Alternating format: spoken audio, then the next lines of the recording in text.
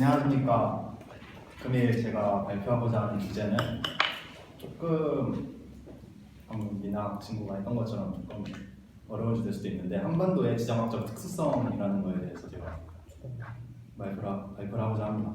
우선 한반도란 이름 그대로 한국이란 나라가 있는 삼면이 바다에 둘러싸여 있는 이 반도라는 의미고, 지정학적이란 저희들 땅지와 정치할 때 정을 합쳐서 이 지리적인 요소와 정치적인 요소가 합쳐진 어떤 다차원적인 한국이라고 보시면 됩니다. 이런 거 합쳐진 특수성에 대해서 제가 얘기를 하고자 하는데, 우선 한국, 즉 한반도는 북쪽으로는 만주벌판이 있고 동서남쪽으로는 바다를 연해 있고, 동남부에는 일본 열도가 있는 이런 지리적인 특성을 갖고 있고, 지정학적으로는 러시아, 중국, 그리고 일본, 미국 이런 전 세계 초강대국이라고 부를 수 있을 만한 대국들 사이에 끼어 있는 상태입니다.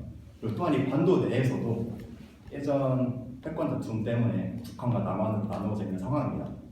그럼 여러분이 생각하시기에 지금 이런 상황이 정말 우연의 일치라고 생각하시나요? 저는 그렇게 생각하지 않습니다. 우선 한반도가 패권 다툼의 장애되었던 건 상당히 오래전 일부터 시작이 되었는데요.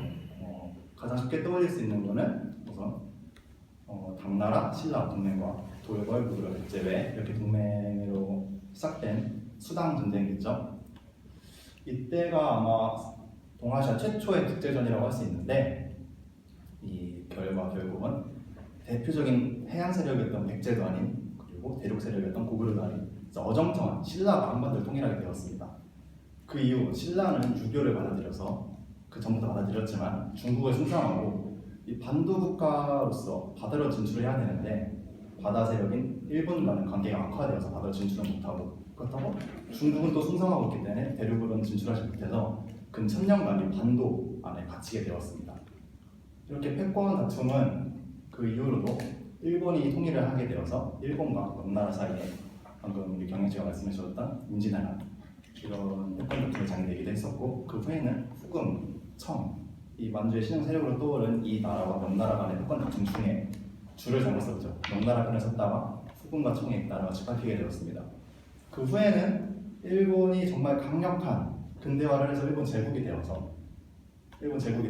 그 후에 일본에 의해서 침략을 당하면서 일본과 청, 일본과 러시아 사이에 패권 다툼이 장기되다가 결국엔 일본의 식민지가 되었습니다. 그 후에는 소련과 미국 사이의 패권 다툼으로 38선이 그어졌고 6.25 전쟁이 일어났으며, 가장 최근에는 사드 배치, 그리고 중국과 미국의 패권 다툼이 장기되고 있습니다. 그럼 여기서 다시 제일 앞으로 돌아와서 반도에 대해서 한번 얘기를 해보겠습니다. 제가 계속 말씀을 드렸던 것 같은데, 여러분이 생각하시기에 반도에 있는 나라, 즉 반도 국가는 대륙 세력이 되어야 할까요? 해양 세력이 되어야 할까요?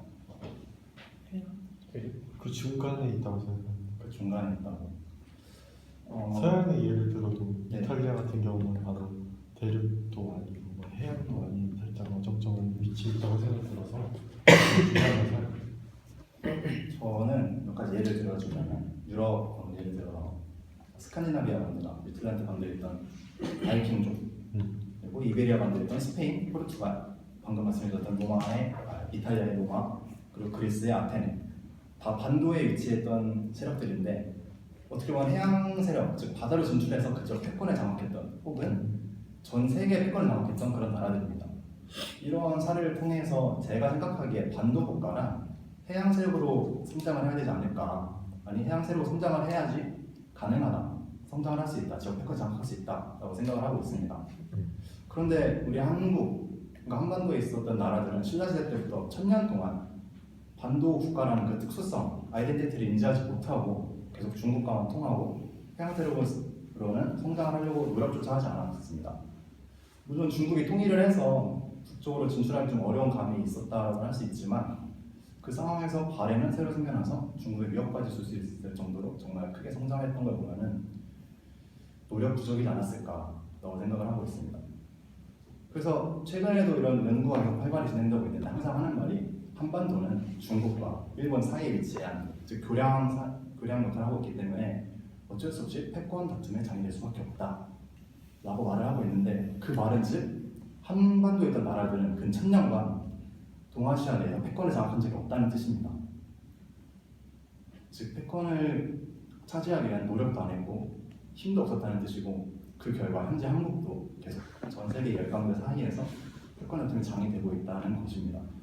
즉 결론은 한반도는 지금까지 신라 통일 이후 1000년 동안 패권 전통이 장애되어 가고 있는데 그 이유는 한반도 국가들이 한반도라는 반도 지형의 특성을 인지하지 못하고 있었기 때문이고 그 결과 근 1000년간 패권을 차지하지 못해서 패권 전통이 장애되었다라고 저는 생각을 하고 있습니다.